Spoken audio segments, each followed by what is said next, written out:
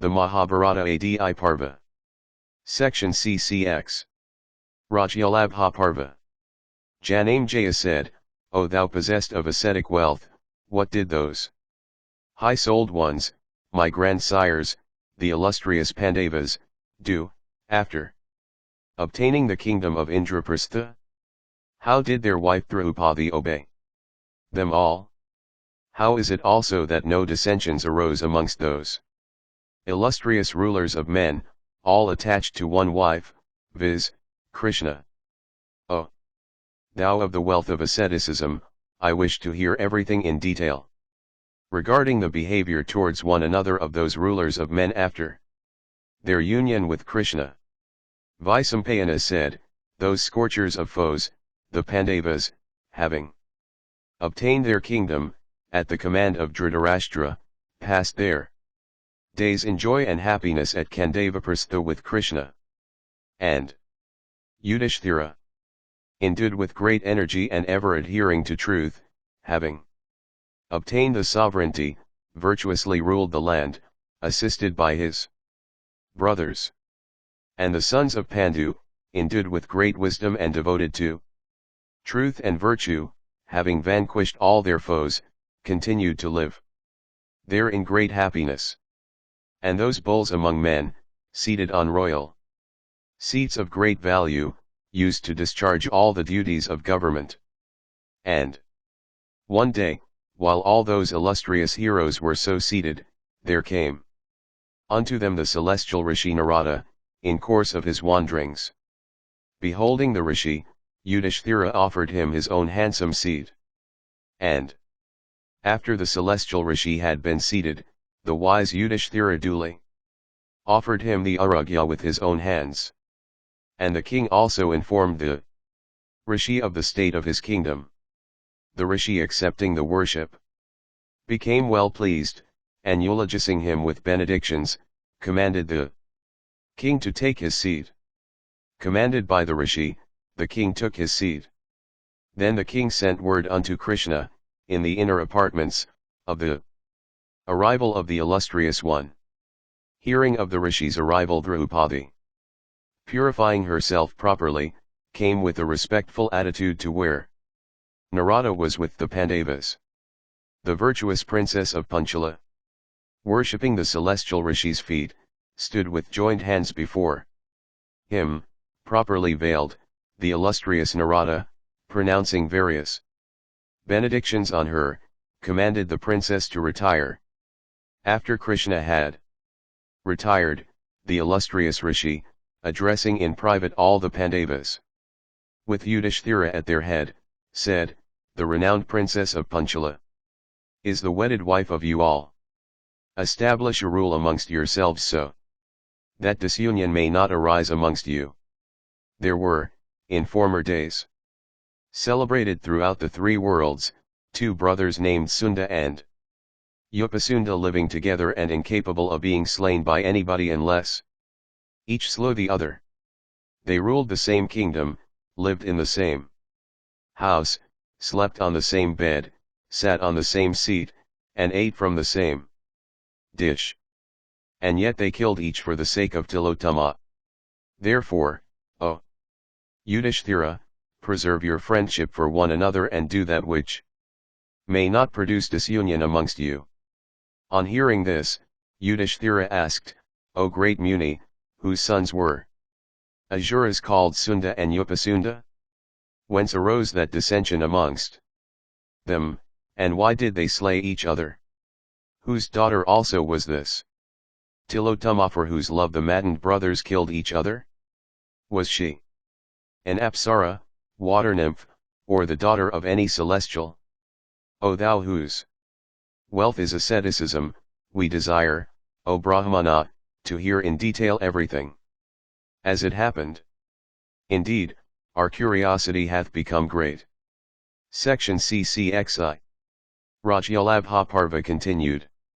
Vaisampayana said, hearing these words of Yudhishthira, Narada replied, O son of Parita, listen with thy brothers to me as I recite this old story, O Yudhishthira, exactly as everything happened. In olden days, a Mighty Daitya named Nikumha, endued with great energy and strength was born in the race of the great Asura, Hiranyakasipu. Unto this Nikumha were born two sons called Sunda and Upasunda. Both of them were mighty Asuras endued with great energy and terrible prowess. The brothers were both fierce and possessed of wicked hearts. And those Daityas were both of the same resolution, and ever engaged in achieving the same tasks and ends. They were ever sharers with each other in happiness as well as in woe, each speaking and doing what was agreeable to the other. The brothers never were unless they were together, and never went anywhere unless together. Of exactly the same disposition and habits, they seemed to be one individual divided into two parts, endued with great energy and ever of the same resolution in everything they undertook. The brothers gradually grew up, always entertaining the same purpose, desirous of subjugating the three worlds. The brothers, after due initiation, went to the mountains of Vindhya, and severe were the ascetic penances they performed there. Exhausted with hunger and thirst, with matted locks on their heads and attired in barks of trees, they acquired sufficient ascetic merit at length. Besmearing themselves with dirt from head to foot, living upon air alone, standing on their toes, they threw pieces of the flesh of their bodies into the fire. Their arms upraised, and eye fixed, long was the period for which they observed their vows. And during the course of their ascetic penances, a wonderful incident occurred there. For the mountains of Vindhya, heated for a long course of years by the power of their ascetic austerities, began to emit vapor from every part of their bodies. And beholding the severity of their austerities, the celestials became alarmed. The gods began to cause numerous obstructions to impede the progress of their asceticism. The celestials repeatedly tempted the brothers by means of every precious possession and the most beautiful girls. The brothers broke not their vows. Then the celestials once more manifested, before the illustrious brothers, their powers of illusion. For it seemed their sisters, mothers, wives, and other relatives, with disordered hair and ornaments and robes, were running towards them in terror, pursued and struck by Rakshasa with a lance in hand. And it seemed that the women implored the help of the brothers, crying, "Oh, save us!" But all this went for nothing, for firmly wedded thereto, the brothers did not still break their vows. And when it was found that all this produced not the slightest impression on any of the two, both the women and the Rakshasa vanished from sight. At last the grandsire himself, the Supreme Lord ever seeking the welfare of all, came unto those great Asuras and asked them to solicit the boon they desired. Then the brothers Sunda and Upasunda, both of great prowess, beholding the grandsire, rose from their seats and waited with joined palms. And the brothers both said unto the god, "O grandsire, if thou hast been pleased with these our ascetic austerities, and art, O Lord, propitious unto us, then let us have knowledge of all weapons and of all powers of illusion. Let us be endued with great strength, and let us be able to assume any form at will. And last of all, let us also be immortal." Hearing these words of theirs, Brahman said, "Accept the immortality you ask for, you shall be given all that you desire.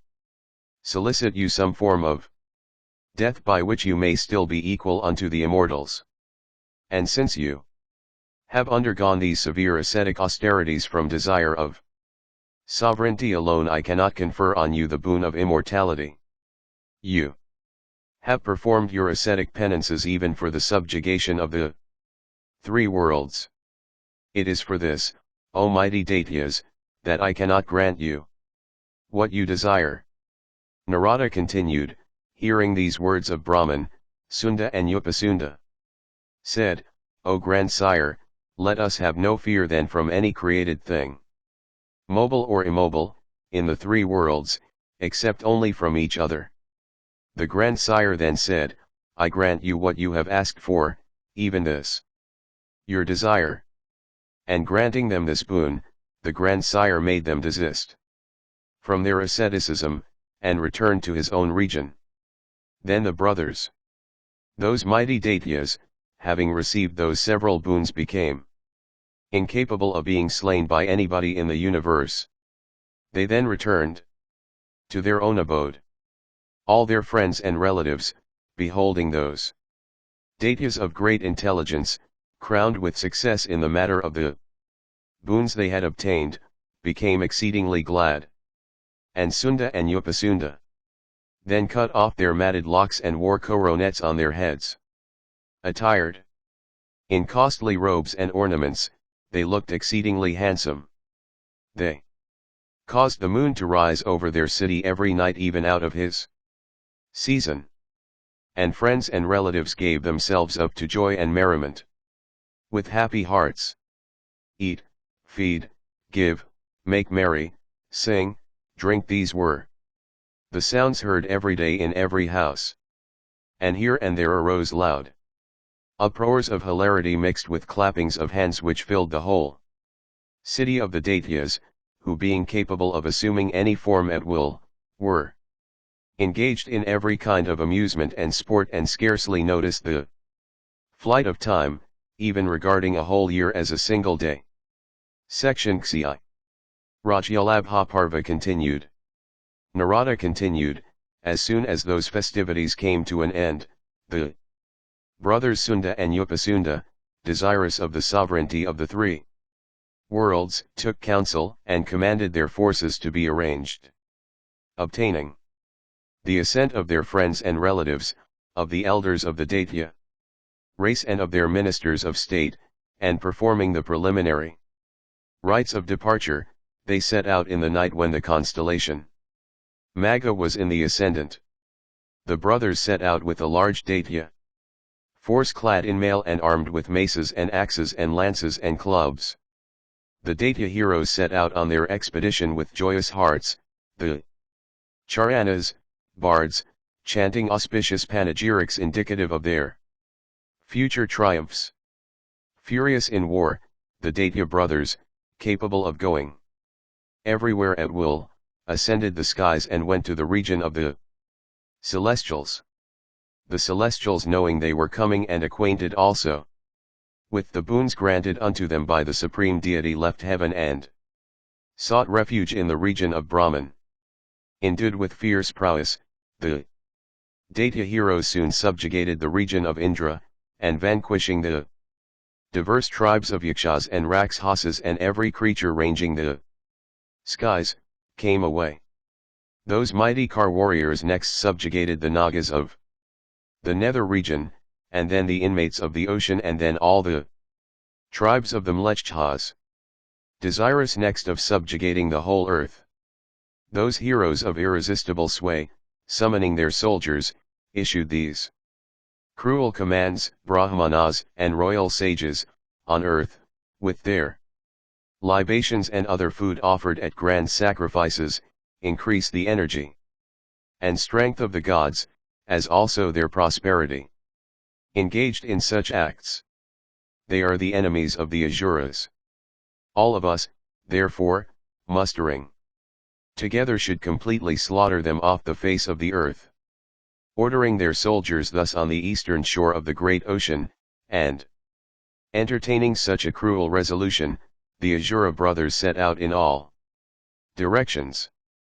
And those that were performing sacrifices and the Brahmanas that were assisting at those sacrifices, the mighty brothers instantly slew, and slaughtering them with violence, they departed for some other place, whilst their soldiers threw into the water the sacrificial fires that were in the asylums of Munis with souls under complete control. The curses uttered by the illustrious rishis in wrath, rendered abortive by the boons granted, by Brahman, affected not the Asura brothers. When the Brahmanas saw that their curses produced not the slightest effect, like shafts shot at stones, they fled in all directions, forsaking their rights and vows. Even those rishis on earth that were crowned with ascetic success, and had their passions under complete control and were wholly engrossed in meditation of the deity, from fear of the Asura brothers, fled like snakes at the approach of Vinata's son, Garuda the snake eater. The sacred asylums were all trodden down and broken. The sacrificial jars and vessels being broken, their sacred contents were scattered over the ground. The whole universe became empty, as if its creatures had all been stricken down during the season of general dissolution. And, O king, after the rishis had all disappeared and made themselves invisible, both the great Asuras, resolved upon their destruction, began to assume various forms.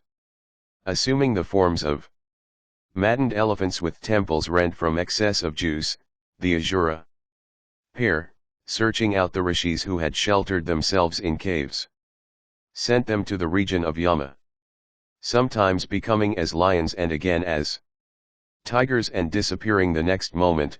By these and other methods the cruel couple, seeing the rishis, slew them instantly. Sacrifice and study ceased, and kings and brahmanas were exterminated. The earth became utterly destitute of sacrifices and festivals.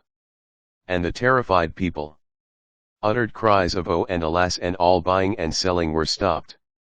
All religious rites ceased, and the earth became destitute of sacred ceremonies and marriages.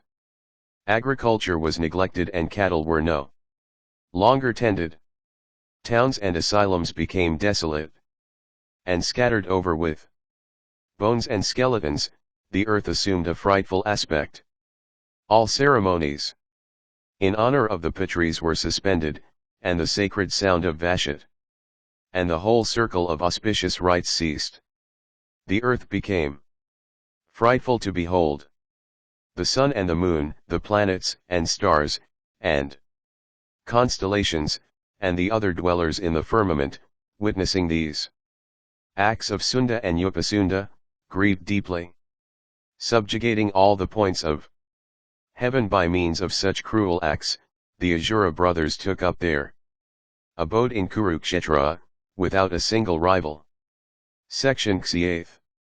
Rajyalabha Parva continued. Narada continued. Then the celestial rishis, the siddhas, and the high-souled rishis possessing the attributes of tranquility and self-restraint, beholding that act of universal slaughter, were afflicted with great grief. With passions and senses and souls under complete control, they then went to the abode of the grandsire, moved by compassion for the universe. Arrived there, they beheld the grandsire seated with gods, siddhas, and brahmarshis around him. There were present that god of gods, viz., Mahadeva, and Agni, accompanied by Vayu, and Soma, and Surya and Sakra, and rishis devoted to the contemplation of Brahma, and the Vaikanasas, the Valakilyas, the Vanaprasthas, the Marishapas, the Ayas, the Avimutas, and other ascetics of great energy. All those rishis were sitting with the grandsire, when the celestial and other rishis, approaching Brahman with sorrowful hearts, represented unto him all the acts of Sunda and Upasunda. And they told the grandsire in detail everything that the Asura brothers had done, and how they had done it, and in what order. Then all the celestials and the great rishis pressed the matter before the grandsire. The grandsire, hearing everything they said, reflected for a moment and settled in his mind what he should do. Resolving to compass the destruction of the Asura brothers, he summoned Visvakarman, the celestial architect. Seeing Visvakarman before him, the grandsire, possessed of supreme ascetic merit, commanded him, saying, Create thou a damsel capable of captivating all hearts. Bowing down unto the grandsire and receiving his command with reverence, the great artificer of the universe created a celestial maiden with careful attention. Viswakrat first collected all handsome features upon the body of the damsel he created. Indeed, the celestial maiden that he created was almost a mass of gems, and created with great care by Visvakarman. The damsel, in beauty, became unrivaled among the women of the three worlds. There was not even a minute part of her body which by its wealth of beauty could not attract the gaze of beholders. And like unto the embodied Sri herself, that damsel of extraordinary beauty captivated the eyes and hearts of every creature. And because she had been created with portions of every gem taken in minute measures, the grandsire bestowed upon her the name of Tilottama. And as soon as he started it into life, the damsel bowed to Brahman and with joined palms said, Lord of every created thing, what task am I to accomplish and what have I been created for?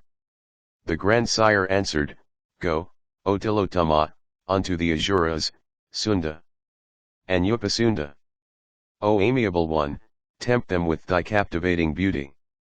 And, O damsel, conduct thyself there in such a way that the Asura brothers may, in consequence of the wealth of thy beauty, quarrel with each other. As soon as they cast their eyes upon thee. Narada continued, bowing unto the grandsire and saying, So be it. The damsel walked round the celestial conclave. The illustrious Brahman was then sitting with face turned eastwards, and Mahadeva with face also towards the east, and all the celestials with faces northwards, and the rishis with faces towards all directions. While Tilottama walked round the conclave of the celestials, Indra and the illustrious Dhanu, Mahadeva, were the only ones that succeeded in preserving their tranquility of mind. But exceedingly desirous as Mahadeva was, of beholding Tilottama, when the damsel, in her progress round the celestial conclave, was at his side, another face like a full-blown lotus appeared on the southern side of his body.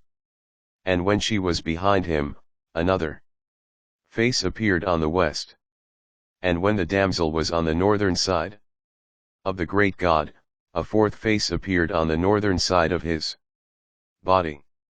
Mahadeva, who was eager to behold the damsel, came also to have 1,000 eyes, each large and slightly reddish, before, behind and on his flanks. And it was thus that Sthanu the great god came to have 4 faces, and the slayer of Vala, 1,000 eyes. And as regards the mass of the celestials and the rishis, they turned their faces towards all directions as Tilottama walked round them. Except the divine grandsire himself, the glances of those illustrious personages, even of all of them, fell upon Tilottama's body. And when Tilottama set out, for the city of the Asuras, with the wealth of her beauty, all regarded the task as already accomplished. After Tilottama had gone away, the great god who was the first cause of the universe, dismissed all the celestials and the rishis. Section Xiv. Rajyalabha Parva continued. Narada continued, meanwhile the Asura brothers having subjugated the earth were without a rival. The fatigue of exertion gone, they, having brought the 3 worlds under equal sway, regarded themselves as persons that had nothing more to do. Having brought all the treasures of the gods, the Gandharvas, the Yakshas, the Nagas, the Rakshasas, and the kings of the earth, the brothers began to pass their days in great happiness. When they saw they had no rivals in the 3 worlds, they gave up all exertion and devoted their time to pleasure and merriment. Like the celestials, they experienced great happiness by giving themselves up to every kind of enjoyment, such as women, and perfumes and floral wreaths and viands and drinks and many other agreeable objects. All in profusion. In houses and woods and gardens, on hills and in forests, wherever they liked they passed their time in pleasure and amusement, like the immortals. And it so happened that one day they went for purposes of pleasure to a tableland of the Vindhya range, perfectly level and stony, and overgrown with blossoming trees. After every object of desire, all of the most agreeable kind, had been brought, the brothers sat on an excellent seat, with happy hearts and accompanied by handsome women. And those damsels, desirous of pleasing the brothers, commenced a dance in accompaniment to music, and sweetly chanted many a song in praise of the mighty pair. Meanwhile Tilottama, attired in a single piece of red silk that exposed all her charms, came along, plucking wild flowers on her way. She advanced slowly to where those mighty Asuras were. The Asura brothers, intoxicated with the large portions they had imbibed, were smitten upon beholding that maiden of transcendent beauty. Leaving their seats they went quickly to where the damsel was. Both of them being under the influence of lust, each sought the maiden for himself. And Sunda seized that maid of fair brows by her right hand. Intoxicated with the boons they had obtained, with physical might, with the wealth and gems they had gathered from every quarter, and with the wine they had drunk, maddened with all these, and influenced by wishful desire, they addressed each other, each contracting his bow in anger, "She is my wife, and therefore your superior," said Sunda. "She is my wife, and therefore your sister-in-law," replied Upasunda. And they said unto each other, "She is mine, not yours." And soon they were under the influence of rage. Maddened by the beauty of the damsel, they soon forgot their love and affection for each other. Both of them, deprived of reason by passion, then took up their fierce maces, each repeating, "I was the first, I was the first." In taking her hand, struck the other. And the fierce Asuras, struck by each other with the mace, fell down upon the ground, their bodies bathed in blood, like two suns dislodged from the firmament. And beholding this, the women that had come there, and the other Asuras there present, all fled away trembling in grief and fear, and took refuge in the nether regions. The grandsire himself of pure soul, then came there, accompanied by the celestials, and the great rishis. And the illustrious grandsire applauded Tilottama and expressed his wish of granting her a boon.